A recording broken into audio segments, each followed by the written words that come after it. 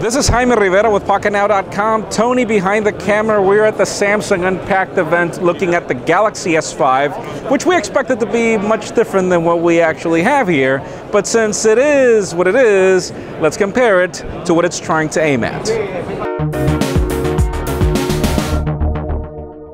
Both devices could not be more different than each other. The Galaxy S5 is sporting a 1080p 5.1-inch Super AMOLED display with a 1080p resolution, where in the case of the iPhone 5S, we've got the typical Retina display, and you can see this. I mean, this is huge. The Galaxy S5 is just huge in comparison to the iPhone 5S, even though this is the biggest iPhone ever. The Galaxy S5 is also, you could say, as thin as the iPhone 5S, though obviously it's hard to tell. Though obviously this is plastic. We've got this faux, no longer leather, but sort of textury plastic at the back, where in the case of the iPhone 5S, you obviously have aluminum and glass. Then when it comes to everything else, I mean, think about it. This phone is clocking not a 64-bit processor as we were expecting. It's a Snapdragon 801 processor clocked at 2.5 gigahertz, where in the case of the iPhone 5S, we do have an A7 64-bit chip, but think about this. There is not enough RAM to actually take advantage of the 64-bit chip in the case of the iPhone 5S, so regardless, we could say that we have on-par devices here. Then, in everything else, we've got, for example, a 16-megapixel camera on this Galaxy S5 that is not optically stabilized, and in the case of the iPhone 5S, we have the typical 8-megapixel camera that is not optically stabilized as well.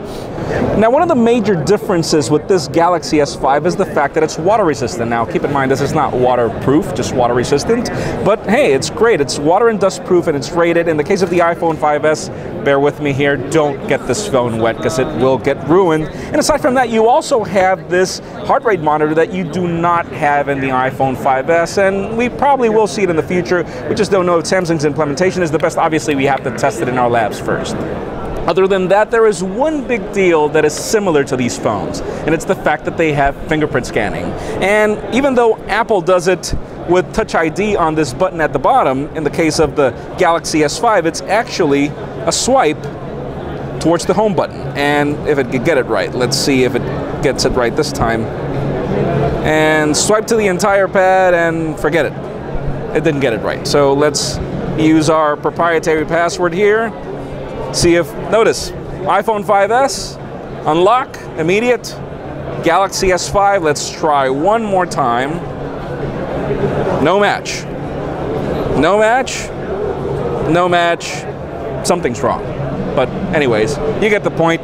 It's really hard to get this right. It's probably a software glitch. We were trying it earlier and it actually did get it right a couple of times, but other than that, we've got Samsung's new TouchWiz UI. We're expecting new cards and the whole UI that we saw at CES, and no, this is pretty much almost the same TouchWiz that we know. We've got this sort of like magazine UI that it's already seen on the Galaxy Note 3, but then when we head back, it's pretty much the same panes, the same UI with different cards. Then we go into the app tray. It's pretty much the same UI, only with different aspects. And then when we go into settings, we do see that it actually looks a little bit like iOS. For example, if I go to Twitter, you'll notice that the top of iOS is covered by the full bar, and we get that same sort of aspect in UI in the Galaxy S5. Go into settings, we get this new UI, which is a little bit different in the case of the iPhone 5S. If I could find settings, because obviously this is the typical iOS 7, the UI that we're already used to. Samsung wants to do with icons. Apple keeps doing it the same way they've been doing it for 7 years. So the question is, which phone is right for you?